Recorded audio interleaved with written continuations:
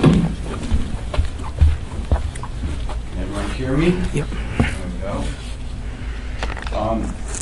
I am so delighted to be here. That was such a treat to hear what the audience is interested in. Wow, what a gathering. So I'm deeply honored to be part of this.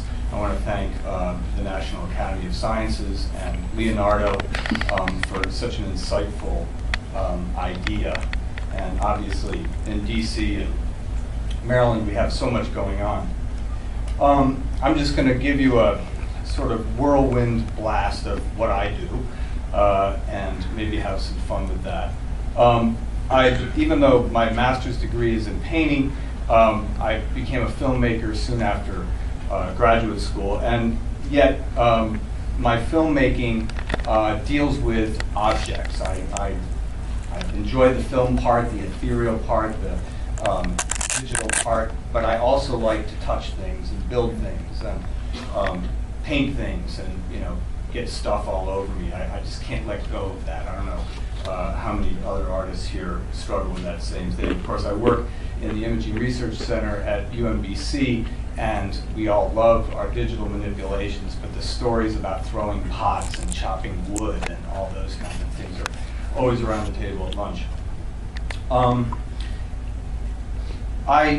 The goal of my work is to try to find particular bits of science, knowledge, that I think have some grip, have some traction with our culture. By that I mean there's, if you're into fiction, you know that a story needs conflict. And for me, the conflict when it comes to looking at science knowledge is often between the knowledge and the sort of common prevailing wisdom of the time. And I think we can see that with the ongoing discussions about evolution and so on. So I'm constantly sort of combing science to find where is there a story, where is there some interesting conflict between what science is now telling us about this or that and the way we all kind of proceed on a day-to-day level. What's the socially normative thought versus what's the science? So I'm going to show you some clips from a film that was finished in 2007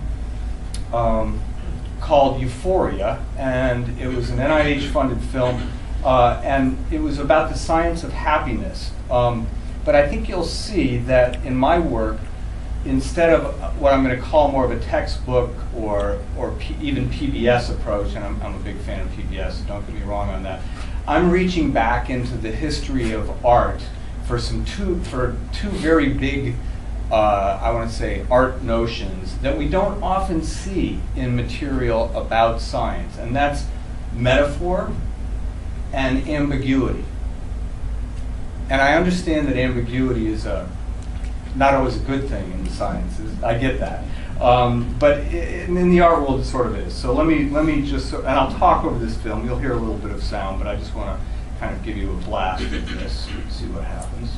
I hope you can see it. I hope it's bright enough. So this is sort of the American vision of happiness. This is sort of the intro to the movie. We're trying to tell a lot of story in images, and the whole film has a lot of kind of non-fictional narrative behind these images, but this is what you're seeing. So this is neuroscience in a washing machine in a laundromat. Also in the laundromat, we're building a cake and pulling a rat out of it to talk about addiction. This is a pretty serious film in terms of trying to help kids stay away from drugs, although we don't talk about drugs. This is a made-up graph, made up of no data but a concept. We do that sometimes. Here you see feedback, pointing a video camera at a monitor, juxtaposed with a hamburger, to talk about the cumulative aspects of doing what makes us happy. I can't go into it much more than that. This is the work versus play challenge that we Americans are so familiar with. And this is an image sort of indicating that we treat ourselves as tools very often, don't you think, in the workplace? This is about culture. different cultures being together. How do you symbolize that? Different colored feet in a swimming pool. And of course, each one was loaded with a dye of its color, and the way they mix creates dark colors, bright colors, ugly colors, hard to see colors. So, can you guys see that at all? Okay.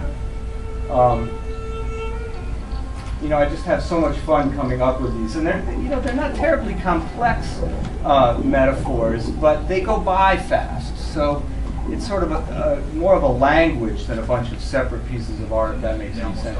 Here we're talking about families, the impact of family on happiness and on emotional survival. Two images that way.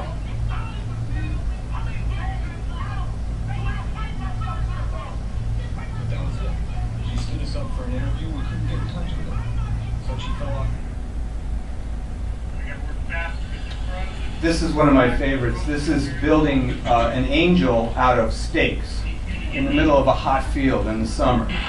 And of course it didn't work, which was the best thing about it. I was really talking about Descartes and the mind-body split. That was the narrative for the whole thing while you were watching this. And here we're talking about the way a single neuron fires, and we decided to do it underwater, combining underwater synchronized swimming and images of neurons. And we had a wonderful piece of music composed for this, which I won't turn up right now, but trying to create an almost operatic experience around the incredible dance that is a single neuron firing. I'm sure many of you are familiar with what happens with that.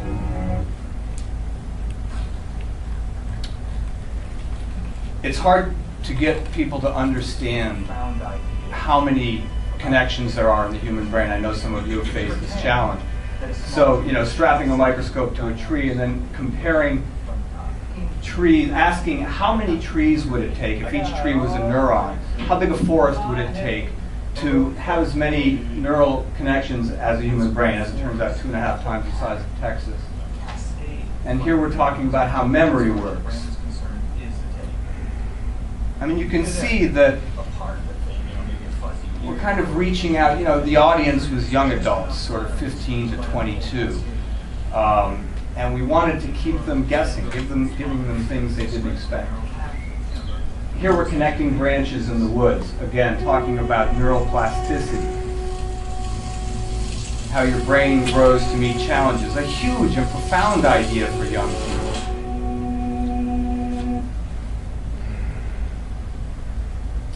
This is about depression. And then at the end of the film, we built a huge chandelier, 45 feet around, of copper, and hung it from under the Hanover Street Bridge in Baltimore. Does anybody know that bridge? It's beautiful. It's got these arches, right? And it became a symbol of. That's the one metaphor that's probably too difficult to explain quickly, so I'm going to try.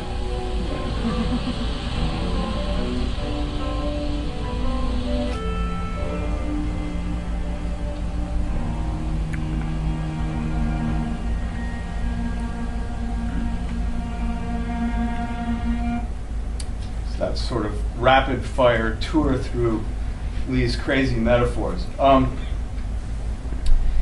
When we make these pieces of media, we measure what people's reaction to them is. Certainly the information transference, but also the more affective things. And I'm really concerned about measurement. I really want to know. I found out that as an artist, it doesn't hurt my work when I know what happens when people watch it, which is surprising in a way, but that's where I am. So if anybody's into measurement, let me know. How am I doing on time?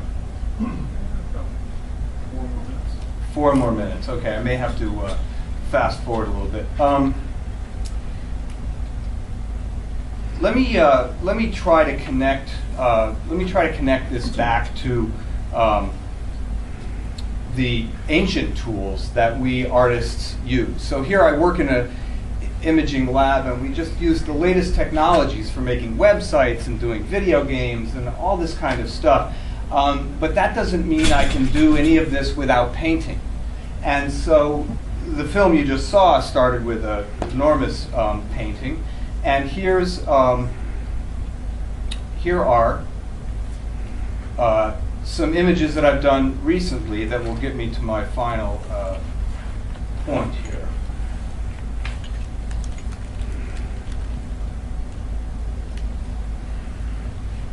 As it turns out, I'm the fastest painter in the world. This is about the way culture itself supports everything that goes on in our world. Food, hate, you name it. Crazy thought, right? Culture, who'd have thunk it? Non-Enlightenment thought. This is a painting about the way different bits of information come off that central thing, which again is culture, but need to be connected with those lines in order to be brought back into becoming part of culture. And those lines are stories. So, pretty strange idea. And I guess the last thing that I want to show you is JD sent out, when he was bringing the panel together, he said, we really want to get away from the PowerPoint thing. And I thought, oh my God, this is great, show and tell. So I made something, an actual thing that we can touch if we want. I'm going to show it to you.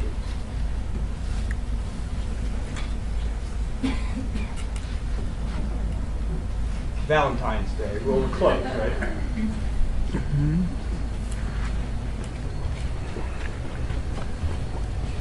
It's got pads under it, so it won't scratch the table. So this is typical of sort of how I think and how I work. Thanks. Actually, the work that I did with CPNAS recently was a project about intuition, which, if anybody wants to talk to me about intuition, we need 3 hours. It's so fascinating. And I'm experimenting with different ways to present the notion of intuition because it's so huge. I mean, innovation, look at the history of science. As an artist, it's almost all I have. And yet, look at the way it crashes into our cultural stories. Again, as I was saying, what scientist is going to apply to the NIH and say, I just really have this thing I want to do. I'm not really sure why. But the truth is we should probably fund that person. That's a scary thought. So what you're looking at here is a bouquet of flowers that is arranged in accordance with the patterns of neural activity associated with intuitive insight. So there's some great new studies out. A guy named Mark Beeman in Chicago in particular. I'm going to turn it around because the right side is more interesting when it comes to intuition. Yeah, that old thing about right brain, left brain, it turns out it's a little bit true. Some of you probably know plenty about that. But anyway, so this is, you can see roughly in the shape of a brain. This is the occipital lobe back here. This is actually intuitive insight brought about by visual stimulus. And then after you have some visual processing, it sort of spreads forward into this parietal area and into the association cortices. And there's activation. Actually, the great thing about visual things, especially when there's ambiguity involved, where the thinker has to pull together ideas, is that it ignites a great deal of the brain. So, the motor and sensory cortices in the temporal lobe. And then there's this magical spot right here that is shown with a lily. My daughter's name is Lily. That is right over your right ear, the anterior superior temporal gyrus. That actually is incredibly active at the moment that people self-report they are having intuitive insight in these great studies, which you can read. Just beforehand, there's a kind of inhibiting firing in the parietal lobe. In other words, a lot of what our brains do is quiet things down so we can have those fabulous moments of insight. And then this little area here is associated with connecting all of these thoughts that are disparate and sprayed around our frontal lobe. So, a bouquet for Valentine's Day. I think that's all I have to say.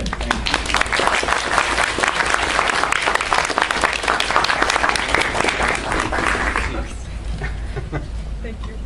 Well, thanks. Thanks, Lee. I think you're the only one on the panel that brought me flowers. Thank you.